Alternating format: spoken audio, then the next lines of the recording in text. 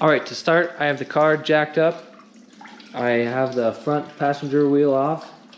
And all I'm doing is draining the coolant right now. So if we go under here, we can see there's a little access to the plastic. And it's just a little plastic screw right there that you loosen. You don't have to take it out, and then it'll just drain out of there. And then I also just took the, I loosened the radiator cap to make it drain a little faster.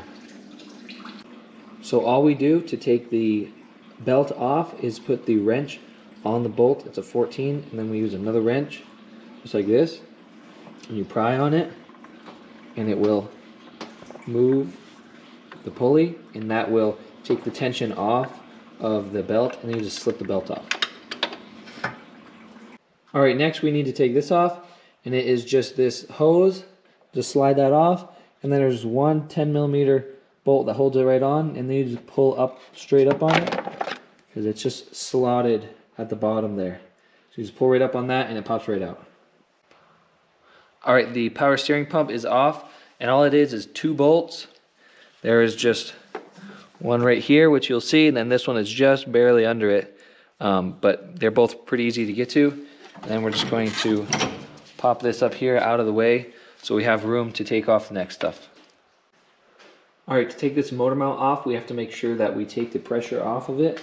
So I have the bottom jacked up, and all I have is a piece of wood on the bottom of the oil pan. Make sure it's nicely spread out so there's not too much pressure on one point so you don't puncture that oil pan. And then we'll be able to take this off. Alright, to get the tensioner off, all it is just 3 bolts.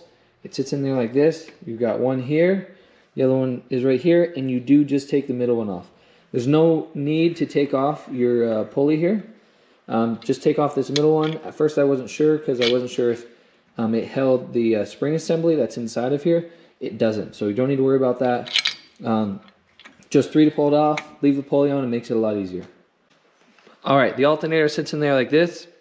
There's 3 bolts to take it off. There's one on the top, which is longer, and then 2 on the bottom, which these are the exact same length. These are a little bit hard to get to. If you have a flex head ratchet, it's going to work better.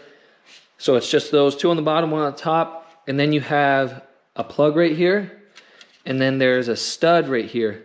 Now make sure that your battery is disconnected before you pull this cover off, because if you touch metal with anything, if you touch this with anything metal, it's going to arc. So make sure that your battery is disconnected before you pull that off, just to make sure you don't cause any problems. And then when you let it go, if it touches anything metal, it could arc.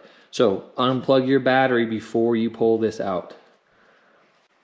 Alright, now we have to get the bolts off. You can see that there's 6 of them, and they're all 10mm, and they're all the same length.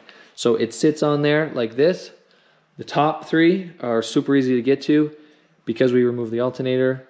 Those are easy to get to. The bottom one's pretty easy. It's this side one that's hard.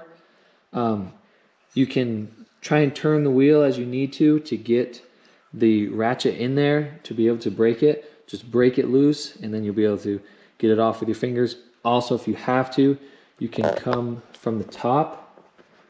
Come in from the top. You can, if you have everything off like this, you can look down there and you can see it, and you can break it loose with a little wrench, and then you'll be able to get it off with your fingers, and then pull the whole thing off. Alright, we have the surface on the block is cleaned. I cleaned it with some brake clean, and now I'm doing is taking my new water pump, and you don't have to do this. I'm just putting a little bit of the gray gasket maker in here just to hold the seal on while it's kind of moving around. And you can see there's pinch points here. I usually just try and put it right on the pinch points. Again, you don't need to do this. This is really just to hold in the seal while you're moving it around down there. So it's not necessary at all.